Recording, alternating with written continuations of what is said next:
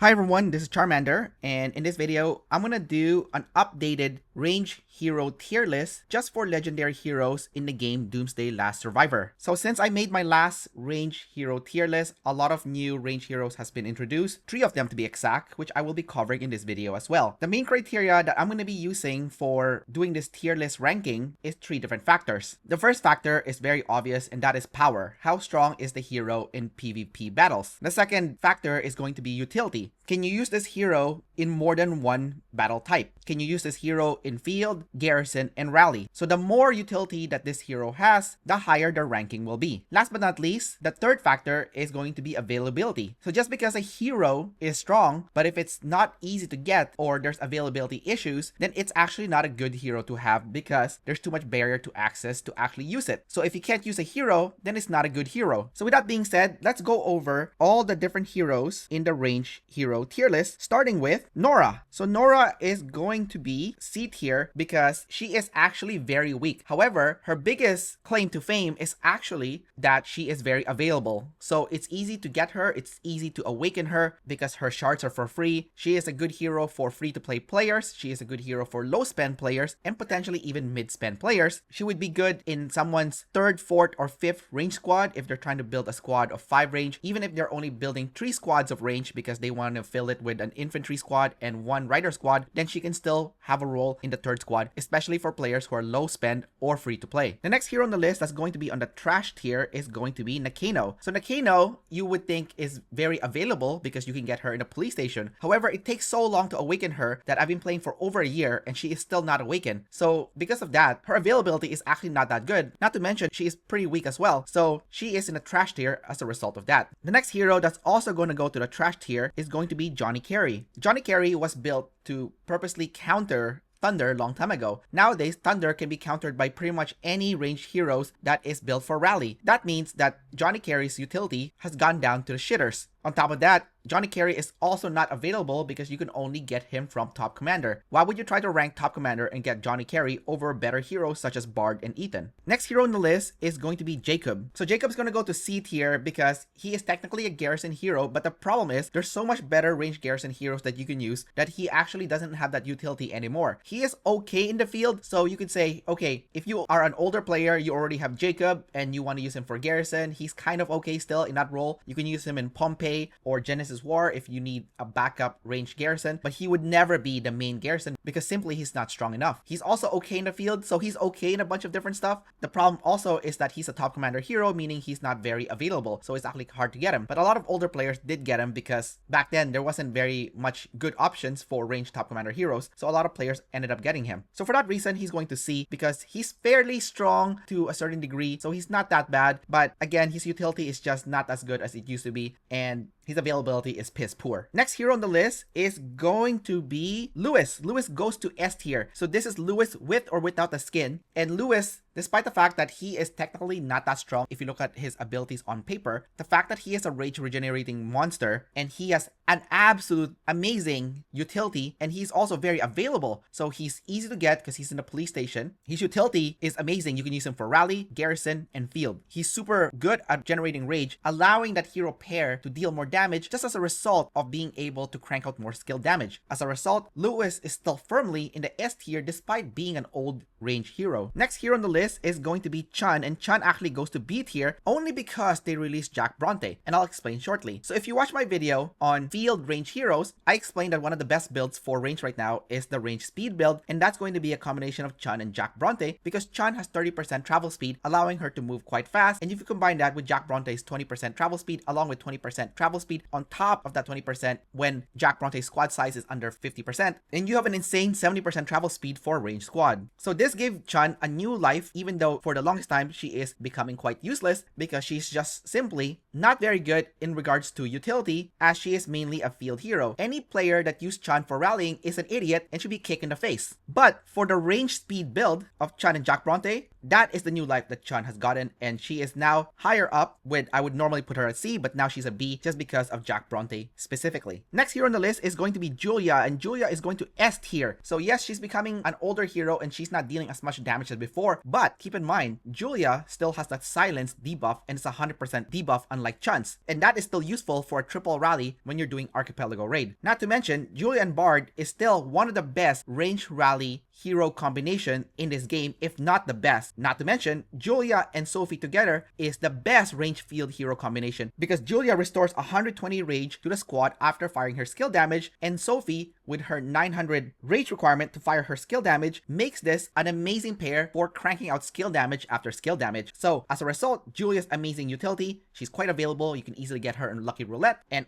high utility makes her an easy S tier hero. Next hero on the list is going to be Lynn, and Lynn's going to A tier. So Lynn is the most defensive of all the range heroes, and if you pair her up with Julia or with Sophie, then they are quite good in regards to keeping this range squad alive for a long time. Her counter damage is also amazing, so if the enemy tries to swarm you, they're gonna pay for it by taking that counter damage. Her utility is fairly limited to field, however, because she's not the best at rallying or garrison, but with that being said, she is very available because a lot of events gives her for free, such as the black market promotion. Not to mention, you can also get her in Lucky Roulette. So firmly, Lynn is an A tier hero as a result. Next hero on the list is going to be Bard, and Bard is disgustingly strong for rally. He is the strongest range rally hero in the game, and if you pair him up with Julia or even Ethan, then he is a monster at dealing damage. If you transcend Bard, he can also do some garrison, so he's actually a very good hero nowadays. His utility has gone up with the introduction of his super weapon, and if you fully transcend Bard, he is usable on the field, although not your first or second squad choice, maybe the third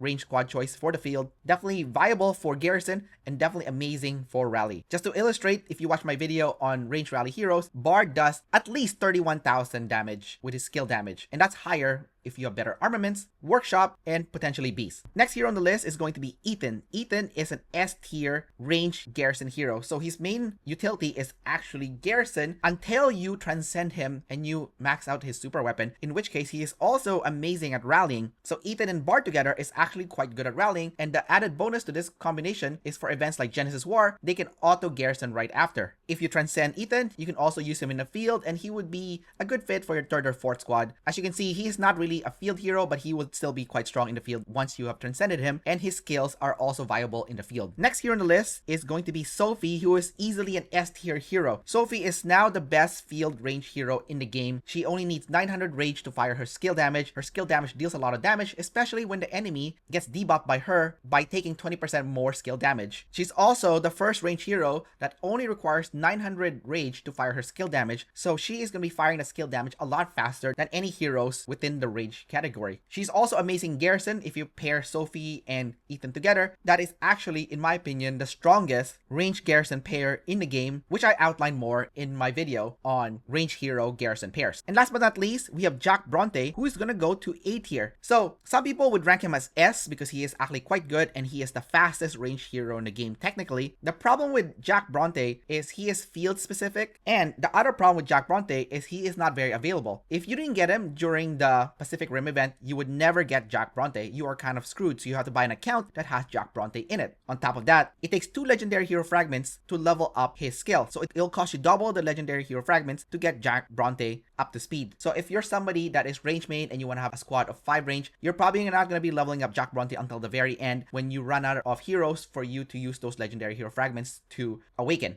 So that's about it for the updated range hero tier list that includes all the new heroes available in this game. If you like this video, don't forget to like and subscribe, and I will see you next time. Bye bye.